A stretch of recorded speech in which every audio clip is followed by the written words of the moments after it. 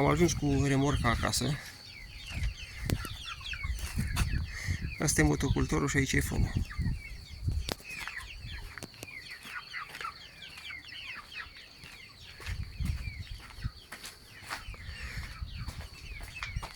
După ce o aruncau aici în pod, vă arăt ce remorcă am de care am pus toată în păr. Fânul ăsta. Asta e remorca, dar a fost plină cu fân. E o remorcă cu o singură axă. Are undeva de țime 1,20 m și 2 metri lungime. Asta e motocultorul.